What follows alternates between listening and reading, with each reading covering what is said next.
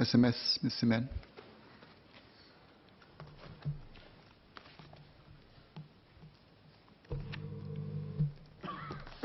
Mr. Speaker, Mr. Chairman, Minister Iswaran and SMS Janil Puthucheary have shared the exciting opportunities in the digital future and what we're doing to help every Singaporean reap the digital dividend. Digital transformation is also the key theme of enhancements to our libraries, media and government communications, where our focus is in supporting Singaporeans in reading and learning and in being well informed. Let me start with our libraries. As members would know, the transformation of our libraries is among the most thorough and dramatic ever experienced by our public sector agencies in their drive to serve Singaporeans better. We remain committed to this transformation journey. Beyond better collections, more comfortable surroundings and more efficient customer service, we continue to cite, design and refresh libraries in a manner that keeps pace with Singaporeans' urban lifestyles. Our goal is to stay ahead of changing preferences and to continually delight library users. We cite where footfall is high, and we put extra effort into space and program design. Let me illustrate this with Library at Harbourfront, which opened in January this year. During my visit, I was heartened by the scene of students, children, working adults and grandparents reading and learning under the same roof. Parents were guiding their children through hands-on activities based on STEAM or science, technology, engineering, the arts and mathematics concepts at the children's makerspace. Just a few steps away, the program zone was bustling with seniors chatting and enjoying each other's company while picking up tips on cybersecurity. Offerings like these, combined with the library's innovative design and panoramic view of Sentosa and our port, make for a delightful visit and all-round experience for every user. Our libraries of the future have been well received by Singaporeans. They have generated 50% higher loans and an increase of around 65% in visitorship compared with their non-revamped counterparts. This is in spite of the downward trend in visitorship and loans observed in the libraries of many other countries. Over the years, we have also transformed our library collections, going beyond providing purely books to a vast array of learning resources. A major push on this front has been going digital, which has redefined convenience and the reading experience for all library users. Members of the public have written in to express their appreciation of the NLB mobile app, launched in 2016. Mr. Jeffrey Song discovered that within minutes of downloading the app, he was able to read newspapers from around the world and browse the best-selling books in town. Essentially, the app has placed the library within our pockets. Our e-book loans have more than doubled since 2017. To meet the rising demand for e-books, NLB has raised the e-book loan quota from 8 to 16. Singaporeans who have yet to try e-books and audiobooks can sample them outside the library at our e-read kiosks. NLB will roll out 8 to 10 more of these kiosks across the island this year. For many years, NLB has doubled the loan quota of physical items to coincide with the school holidays. Each time we run this, we consistently get great feedback from our users who take advantage of the promotion to read and borrow more. I'm pleased to announce that users need no longer wait for the school holidays. From 1st April, we will be doubling the physical loan quota from 8 to 16 items permanently. In effect, library users will be able to borrow 32 physical and electronic items at any one time. Another branch in the evolution of the library's collections has been expanding our local content. Reading is a great way to deepen our love for our mother tongues and ethnic cultures. NLB will grow its collection of localized children's books in Chinese, Malay and Tamil.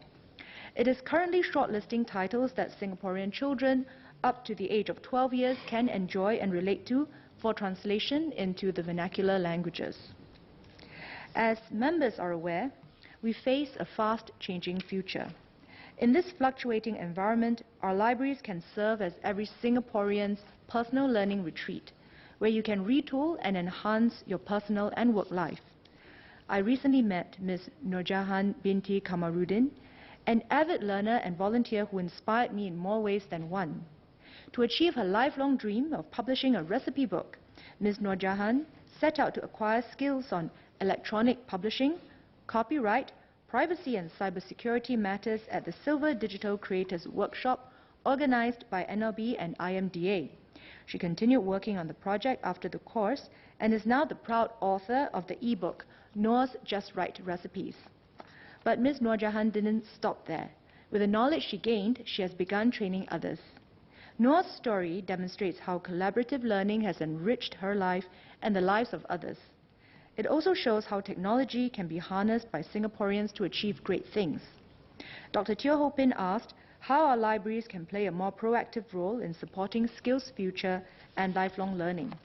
The answer is that NLB champions continuous, self-directed learning in many ways. We're making it easy for adults to take advantage of the library's learning resources. For example, NLB's Digital Business Library offers more than 4,000 e-book titles condensed into 10-minute, bite-sized reads for busy adults. I would also like to thank Dr. Teo for his suggestions on how NLB could work more closely with Skills Future Singapore. NLB is actively partnering industries, Skills Future Singapore, Workforce Singapore and the Council for Third Age to deliver a comprehensive slate of job and skills-related programs for Singaporeans. For instance, Skills Future Advice helps Singaporeans understand the importance of career planning and skills upgrading. Learning today is no longer confined to information gathering, but also actively practicing in a guided environment under the tutelage of mentors. Singaporeans who are keen to tap the brains and insights of industry game changers, such as the founders of Carousel and Shopback, can do so through the Breakthrough Conversations with Entrepreneurs and Innovators series. NLB will do even more. Over the next 5 years, we target to run 1,500 workshops benefiting more than 50,000 participants. Mr. Darryl David asked how libraries can continue to serve as inclusive social spaces for Singaporeans of all ages. I'm pleased to say that for all the transformation our libraries have undergone, certain principles remain constant. Libraries bring people of diverse backgrounds together. In the words of 29-year-old Karima Samsudin, the library allows you to be exposed to different ideas so you don't just stay in your own box or cocoon and get to know different kinds of people. Another regular patron, Ms. Liu Yi Na, shared that book clubs were good social events that would help to lower the risk of dementia for seniors like her in the long run. NLB goes one step further in its aim to cultivate inclusive social spaces. It is committed to extending the multitude of opportunities I have elaborated on to all, especially learners amongst us who could use an added boost. One of our hallmark nationwide programs is Kids Read, which promotes early reading for less privileged children and which celebrates its 15th anniversary this year. To bring the library even closer to them, Wonder Read was launched in 2018. Similar to a subscription box delivery service, Wonder Read delivers pre-loved library books quarterly to children who are not able to visit libraries on their own. Wonder Read is accomplished with partner organizations who are either sponsored items in the box or whose staff personally selected and packed books for each child. Many of the Wonder Read beneficiaries look forward eagerly to the next box delivery.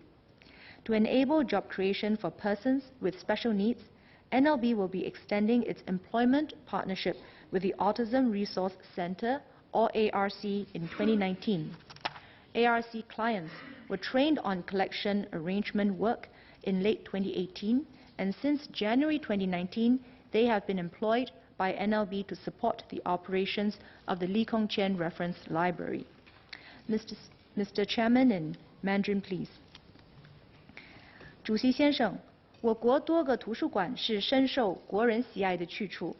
闲暇之时到图书馆去，在舒适、凉快、宁静的环境里借阅书报，汲取丰富的精神粮食，在我们节奏紧凑的都市生活中，未尝不是一件赏心乐事。步入数码时代的图书馆管理局，致力于不断有所进步，以服务并回馈爱护图书馆的广大阅读者。在数码时代，书的定义已有所改变，图书馆馆藏从实体书、纸质书延伸至电子书报，让人们在小小的手机或平板电脑上也能读书破万卷。2018年，图书馆将每次可借阅的电子书数量从8本提高至16本，公众反应良好。今年4月份，图书馆也会将实体书的借阅顶线调高至16本，让爱好阅读的朋友们不怕借不了，只怕看不完。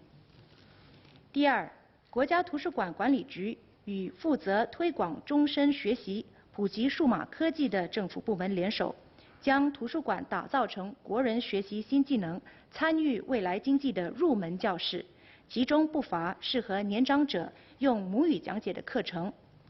部落图书馆、大巴窑图书馆以及在宜丰城新开张的港湾图书馆等地方都有这类培训活动，希望公众前往体验。第三，为了鼓励儿童学习母语，丰富母语读物，图书馆管理局也将筛选具备本地特色的优良英文儿童文学作品，翻译成华文、马来文及淡米尔文。In English, our media have an important role in helping Singaporeans stay well informed and through shared discourse, fostering a sense of togetherness and identity. Most Singaporeans will be able to recall growing up with their favorite local drama series or tuning into news and current affairs programs to follow the unfolding of national events. Mr. Darrell David asked how public service broadcasting, or PSB, is evolving in response to increasing competition for eyeballs from online and foreign platforms. Indeed, PSB must keep pace with changing consumption habits so that it is integral to the lives of viewers. Our national broadcaster is engaging Singaporeans across a wide range of platforms so viewers can easily discover and enjoy local content. Let me illustrate with the example of Channel 8's S-Pop Sing, a nationwide competition which discovers and celebrates young singing talents. Instead of the traditional approach of airing the show exclusively on TV, MediaCorp released content on an array of platforms. Its efforts had borne fruit. On top of the 1.7 million viewers who tuned in on free-to-air TV, more than 850,000 watched it on Toggle. Performance tracks were streamed more than 150,000 times on major digital music platforms such as Spotify, and social media and on-ground outreach events extended engagement further still. Another important priority of ours is to strengthen the reach of local vernacular content. In Mandarin, please. 为了协助公众掌握更多华语信息，扩大数码时代的观众群，新传媒结合电视、电台资源，创建了集新闻、娱乐、生活信息为一体的门户网站，并计划在今年中旬正式推出。In English, to deepen community engagement with Malay-speaking audiences, Suria will continue to partner with community organizations in large-scale events, such as the opening of Wisma Geylang Serai. In the same vein, Vasantham is partnering the Tamil Language Council and the Tamil Language Learning and Promotion Committee for community events like the annual Tamil Language Festival. Through ground events and engagement, Suria and Vasantham are able to connect with their communities and celebrate culture and values while increasing social media outreach and the visibility of their content and artists. From listening to citizens' views and concerns to explaining government policies and schemes, the Ministry builds clear channels for communication that foster a well-informed and engaged nation. Ms. Tin Pei Ling asked how we can improve communications of government policies across age groups and communities.